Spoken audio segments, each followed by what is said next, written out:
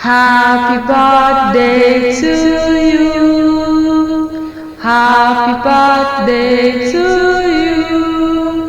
Happy birthday, happy birthday, happy birthday to you.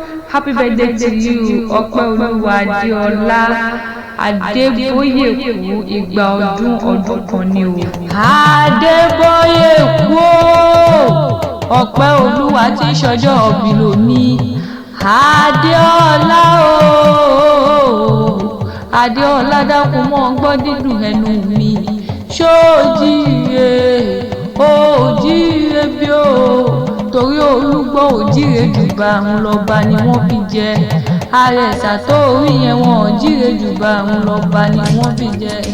Bádébóyèkú Ọpẹ́olúwa bá ti jíire, àní Bádéọlá bá ti jíire, àbùṣebùṣe ni mo ní kó o mọ̀ gbọ́ dídùn ẹnu mi. Adéọlá ló ní kí n pè ọ́ bí olóògbéró, Wúrà Ọlá ló ní pè ọ́ bí ọlọ́gbọ́n ìwọ òpà, ó ní kí n pè ọ́ bí elégbèjà dá lónìí o. Èmi ò wá pè ọ́ síkú o, bẹ́ẹ̀ mo ò pè ọ́ sáwọn ojàre. Òní ní ṣọjọ́ ìbí rẹ ni mo ṣe súré wá, ní Wúrà Ọlá ṣe ní mọ́ kí ọ ní gbèjègbèjọ, ó ní mọ́ kí ọ ní mẹ́sàn-án mẹ́wàá. Ó gbá ṣèyí ṣàmọ́dún o, ọ̀rẹ́ mi tí ṣọjọ́ ìbí lónìí.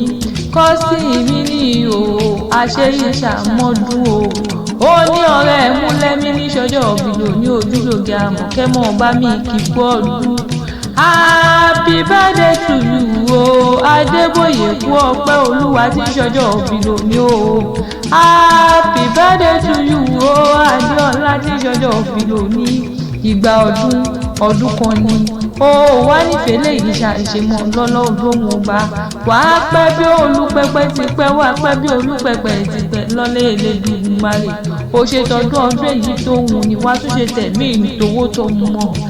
Adébóyèkú Ọpẹ́olúwa Adéọlá mọ́ wá gbóríkì àwọn bàbá tó bí ọlọ́mọ, torí rúkà ní kí n dé láwọn bàbá rẹ̀, àní Wúrà Ọlá ní bá ọdé láwọn bàbá tó bí ọlọ́mọ.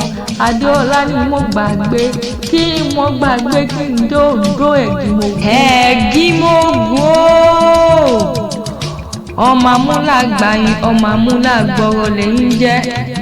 Ọmọ amúlágbàyìn nílé àwọn bàbá ẹ̀yìn gangan. Adébóyèkú mọ́ gbọ́ dídùn ẹnu mi. Ọmọ arẹ́yìn jàjà ògùn ṣẹ̀túndé, òdó tẹ́ ẹ bá lẹ́yìn òní jájá mọ́. Ọjà àjàlá ó máa pè yín bòdò ọ̀la ni. Ọmọ arẹ́yìn jàjà ògùn mo ní Ṣóòtúndé Ọpẹ́olúwa Adéọlá. Òdó kan ò ní jẹwé ẹran, ẹ sì níjẹ gbogbo ẹ̀. Ẹ̀yin lọ máa gbókó lárèlú gbẹ́já. Ọmọ rọ́wọ́ o, níjọ́ alágbẹ̀dọ̀ bá rọ́wọ́. Adéọlá àtọlọ́kọ́ àtàládà wọn a máa rú wọn máa fọ̀ lọ́nà oko ni. Adéọlá ọmọ fínàfínà ń finá. Ọpẹ́olúwa níjọ́ alágbẹ̀dọ̀ bá ríná fín, wọn ní ẹjí gbọ́jọ́ ẹjí gbàjà, ibẹ̀ níṣẹ́ láwọn bàbá ẹ̀yìn. Ọmọ adókó lórí ìràwé, ọmọ adókó lórí ìràwé kíyan ìmọ̀gbọ̀n sínú, ọmọ adókó níbi owó gbé ìzò. Ọmọ Adéọlá o, ṣe bí wọ́n lọ́mọ mú lápẹ́ kan ó kù. Òdó mẹ́ta hùlà mẹ́fà ni, òdó méjì hùlà méjì níbẹ̀ lójú àwọn bàbá mi. Èjì ó ń gbé níyọ́ ará Ìlàgbẹ̀dẹ, ọmọ àwórí torí rọ. Ẹ̀gímógún o, Ẹ̀gímógún níṣẹ́ láwọn bàbá rẹ̀. Mo ní okú ọdún okú yèdú, àṣèyí ṣàmọ́dún Ọpẹ́olúwa Adéọlá. Wà á mọ̀ ọ́ ṣe nígbà lọ́lẹ̀ Elédùmarè ni ó wá nífẹ̀ẹ́ lè ṣàṣemọ́. O ò ní kánjú kú o ò ní ìdààmú lọ́lá Elédùmarè.